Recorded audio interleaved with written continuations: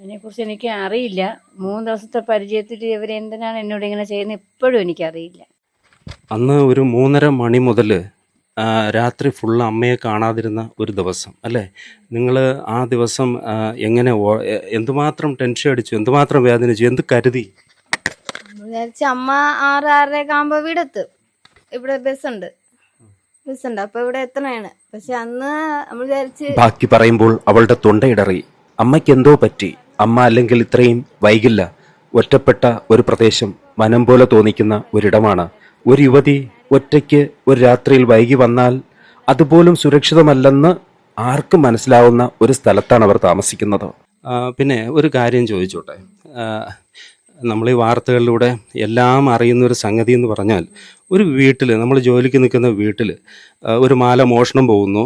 ആ മോഷ്ടാവ് ആര് എന്ന് ആദ്യം അവർ കണ്ടെത്തുക എങ്ങനെയാണ്? വല്ല ഡോഗ് സ്ക്വാഡിനെയോ ഫിംഗർ പ്രിൻ്റ് വിദഗ്ധരെയൊക്കെ വിളിച്ച് അവരതിൻ്റെ തെളിവെടുത്തതിന് ശേഷമാണ് ഒരാളിലേക്ക് പോകുന്നത് അല്ലേ? X or Y. ഇപ്പോൾ ഒരു വീട്ടിലാവുമ്പം പലതരത്തിലുള്ള ജോലിക്കാരുണ്ടാവും. തേങ്ങ ഇടുന്നവരുണ്ടാവും, അടുക്കള വേലക്കാരുണ്ടാവും, തറ തുടയ്ക്കുന്നവരുണ്ടാവും. ഈ ഒരു വ്യക്തിയെ എന്തിനാണ് അവർ ടാർഗറ്റ് ചെയ്തത് ഒന്ന് പറയുമോ? എൻ്റെ അടുത്ത് ഭയങ്കര കാര്യമായിരുന്നു. എൻ്റെ അടുത്ത് ഭയങ്കര മോളേനെ വിളിക്കുകയുള്ളൂ, ഭയങ്കര കാര്യമായിരുന്നു. പക്ഷേ ഇവർ ഇങ്ങനെ ചെയ്തെന്താണെന്ന് ഇപ്പം എനിക്ക് അറിയത്തില്ല. ആ ഒരു ചോദ്യത്തിന് പ്രസക്തി ഇല്ലേ? കാരണം എന്ന് വെച്ച് കഴിഞ്ഞാൽ ഒരു മാല മറന്ന് എവിടെയോ കൊണ്ട് വച്ചിട്ടല്ലേ ഇത് സംഭവിച്ചത്? ഒരു മാല വെക്കുന്ന സ്ഥലത്ത് നിന്ന് മാറ്റി വെച്ച് കാണും.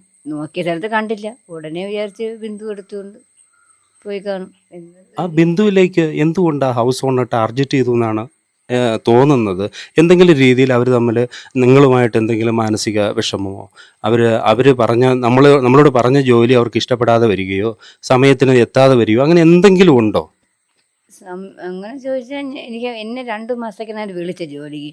അപ്പോൾ ഞാൻ പറഞ്ഞു, ചേച്ചി 2 മാസത്തേക്ക് ഞാൻ വരില്ല, 2 മാസത്തേക്ക് ഞാൻ വരില്ല, ആഴ്ചയിൽ 3 ദിവസം ഞാൻ വരാം. അപ്പം ഇവിടെ ഒരു 1-2 ദിവസം നോക്കിയപ്പോഴേ ഭയങ്കര പണിയും പാട് തന്നെയാണ്. അത് മാത്രമല്ല അവിടെ പോകാൻ തന്നെ 3000 രൂപ 100 രൂപയാണ്. തിരിച്ച് അങ്ങോട്ട് വേണം 50 രൂപ ഓട്ടോ പിടിക്കണം. തിരിച്ച് നടന്നാണ് വരുന്നത്. അതേപോലെ തിരിച്ച് വന്നാലും 100 അവിടത്തേക്ക് തന്നെ. ഇവിടെ തന്നെ 45 രൂപ 90 രൂപ. അപ്പോൾ 200 രൂപ പോയാൽ. അപ്പം നിങ്ങൾ വെള്ളം ചോദിച്ചിട്ട് എന്താ തരാത്തത് അവരൊക്കെ? വെള്ളം ചോദിച്ചപ്പോൾ ബാത്റൂമിൽ ബക്കറ്റിലോട്ട് ചെന്ന് കോരി കുടിക്കും. ബാത്റൂമിലെ വെള്ളമാണോ മനുഷ്യൻ കുടിക്കേണ്ടത്? അപ്പം അവരങ്ങനെ ആയിരിക്കും കുടിക്കുന്നത്. അതുകൊണ്ടായിരിക്കും എന്നോട് പറഞ്ഞു.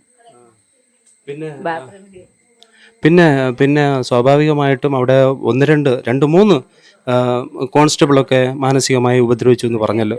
ഭയങ്കരമായിട്ട് എന്നെ മാനസികമായിട്ട് പീഡിപ്പിച്ചത് ഒരു പ്രശ്നം എന്ന് പറയുന്ന ഒരു പോലീസാണ്.